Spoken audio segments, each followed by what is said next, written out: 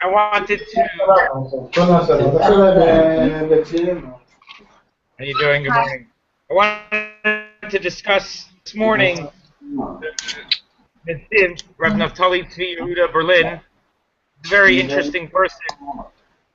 He sort of exemplifies, unfortunately, where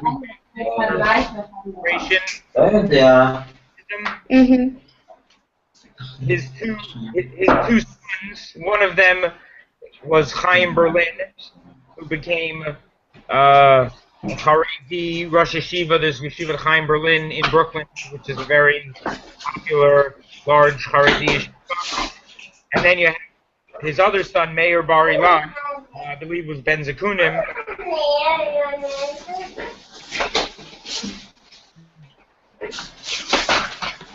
From a second wife.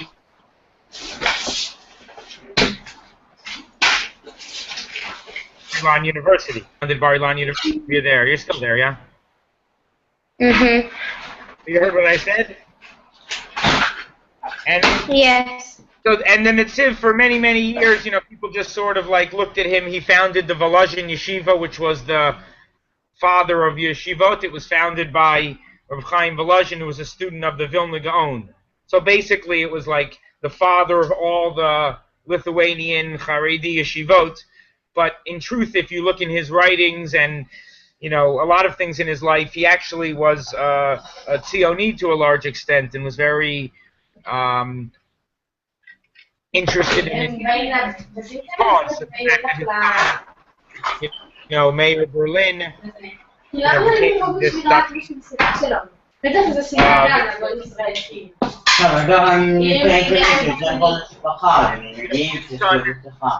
Rav Chaim Berlin from earlier in his life, and one there who called himself Bar Ilan later, from later in his transition. You know? Mm-hmm. Interesting. Anyway, he has a series, Hamak Davar. It's 5-star in right now. Right, star. He has an amazing introduction to Sefer Bamidbar. The question is that, you know, the names we call the book, like Chumash, I don't hear you so well. Sorry. Earphones are not working? What? You know how to make Yeah, I don't hear you so well. So take it down. Take it out. They're not in the He's now without the earphones, so maybe I'll hear you better. Yeah, without the earphones. Yeah, I think you know. Okay, so can you hear me better now, maybe? Yes, a bit. Okay, I will try to speak loud and clear. Let me know if you're hearing me. You can give me thumbs up if you hear me or not. Can you hear me? Yes. Okay. Excellent. So the books, the English names we call them, Genesis, Exodus, and Deuteronomy. You're familiar with those names? Yeah. They're actually, I know it from Chabad.org. they're actually based on what the Medrash of Chabad.org, yeah, like we've used, yeah. Yeah, it says Vayikra and in English, and then. But actually, it's based on the names that the Midrashim all are books. Yeah, I think you told us that. Yeah? Yes. I think I did, right? So Leviticus, for example, is Torah Kohanim. So it's about Kohanim, which Leviim, Leviticus, right? That group. Bamidbar is a little bit strange, though. Because Bamidbar means literally, of course, in the English is completely separate. Numbers. Which basically the English of Sefer Chumash HaPikudim. That's what the Chazal call it. Chumash HaPikudim, right? You know what that means, right? Yeah. The counting. Why is that sort of the point at the Medrash says the whole Sefer is really about. Reshit is about the creation and up till a certain point. Shemot is about really essentially going out of Mitzrayim and what happened after that. Vayikra is about Panot and, Dvarim, Deuteronomy means repetition, and we can discuss how it is and it isn't a repetition, but that's basically Mishnah Torah, repetition of the Torah. But why is Bamidbar primarily? There are things in Bamidbar, but why is that sort of like the story? If you think about stories in Bamidbar, can you think of an exciting story in the Sefer Bamidbar? Think about just things that Parshiot are in Bamidbar are named, and tell me some more exciting stories. Well, when you think about like this, it's Bamidbar. You go in the Midbar and you walk and you walk and you walk. But maybe when you look at it more inside, and then maybe the Midrashim, maybe Rashi, maybe all those. Or when you look at the world, maybe you can see something. But there's the tree that fell, the tree Tamar, the one that is not sweet, and then the water became sweet. There's the man. This is in Shemot. That's sort of the beginning of the Exodus. Some of that stuff is repeated in Bamidbar. But Bamidbar really gets already Shlach, the Meraglim, and actually the Gzeira to stay in the Midbar. The word Bamidbar makes more sense. Really, in Bamidbar, they go from thinking they're going to leave the Midbar and go to Eretz Yisrael within a few weeks to finding out that they're going to be there for not only a few months, but 40 years, right? They get the Gzeira, they have the Milchama, with I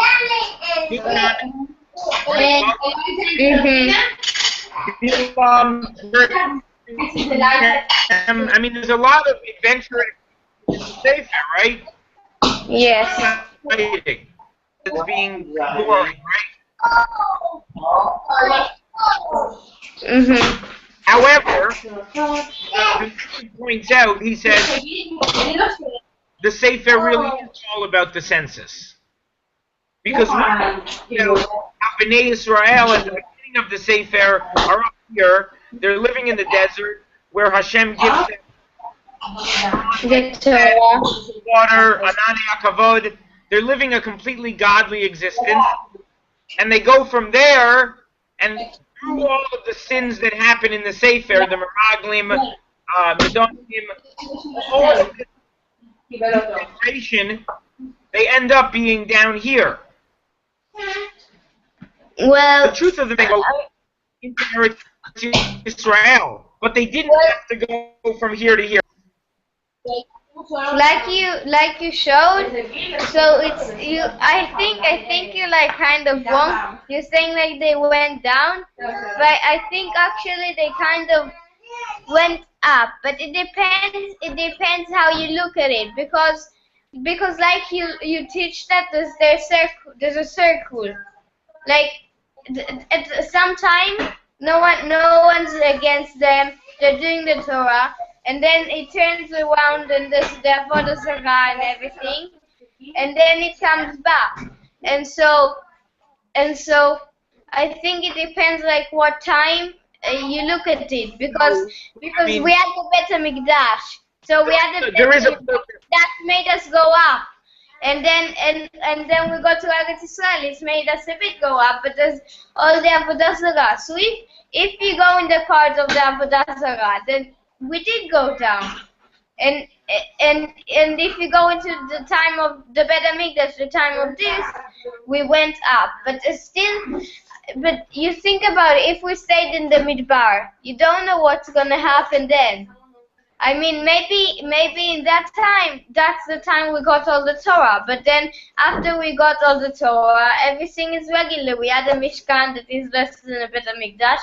Maybe people are gonna come and do the same thing as if you were in Israel. What you say, because because like certainly in terms of a sin perspective, you know, they did a horrible sin, right? The listening to the Miraglim. I mean, the fact that the entire generation of adults had to die out, with the exception of Yoshua and Kalev, I mean, that's pretty astonishing. That's pretty, you know, bad, right? However, what you're pointing out, which I think is a very legitimate point of view, and I know that you're, you know, taking stuff you learned from me to make this point, so I have to agree with it, you know. But the idea, sin and teshuva and that whole process is overall a growth experience. And even though something like the Chorban Beit HaMikdash is horrible, it's not to say that the last 2,000 years of Galut haven't been a growth experience and there hasn't been a purpose for it. I agree. However, you can't really say that sinning was necessarily the right thing to do just because it happened. Well, to do a sin is never the right thing to do, because like we learn with every teacher, Hashem give us the choice to choose what we want to do, and we choose if to do the sin or not. And the part of going to do the sin is like... And the purpose is, Hashem's purpose is going to be fulfilled. The question is, are you going to be helping to fulfill that purpose in the right way or not? But either way, you're right. Absolutely. Through Averot, you know, the same thing is going to happen. Hashem's glory is going to be revealed in the world. Let me give you an interesting midrashic source and understand the idea of this medrash, okay? Whether it's literal or not, again. The medrash says like this. If the Jews had not sinned and Moshe Rabbeinu had taken them into Eretz Yisrael, the Beit HaMikdash would have been built immediately by Moshe Rabbeinu, and if the Beit HaMikdash was built by Moshe Rabbeinu, such a Beit HaMikdash could never have been destroyed. Well, first it's a midrash. Just giving it theoretical. It's a theoretical anyway. It's not right. It's only a theoretical anyway. In other words, it's not talking first about... it's a midrash, and first it's a midrash, and like we always say, you don't know what's gonna happen in the Olam Hashani, in the Olam Haba, in the next world, when the third Beit HaMikdash is gonna be built. Yes. And so you can't really know what would happen if this is not a Navi, and the Navi doesn't know like what happened in the past. So it's a midrash. And second, and I just before, like you said, we sin. Like you said, we sin. So it's the same I learned in class. Like, how many people never sinned in their life? It's like Moshe Rabbeinu, how tzaddik he was. It doesn't matter how tzaddik. Like Moshe Rabbeinu sinned, David sinned, and they were so tzaddik. And like I'm trying to say that like. Right? Chazal. Yeah, because if you don't sin, it's like you're a malach in some way. Even the medrash about the 4 people who never sinned, I always take that medrash a little differently. Like, how does the medrash know? The medrash went into the person's mind, or maybe they know, but I think that medrash is more, Moshe Rabbeinu's father, David HaMelech's father. I think it's sort of talking about that these type of people come from dedication to perfection and being that type of person, rather than maybe a literal nobody ever sinned, right? I think everybody has sinned in some way. Miriam criticized Amram for leaving his wife, so that was maybe in Aveira. There was no Torah given, so I don't even know what a Aveira is necessarily anyway, right? There's no Torah that's mitzvah anyway. Mm-hmm. But you're right. You're absolutely right. I want to continue either Sunday or Monday. I want to, in other words, a sin that's going to have a positive view, but I can't do that melechadchila. I can't do that ideally.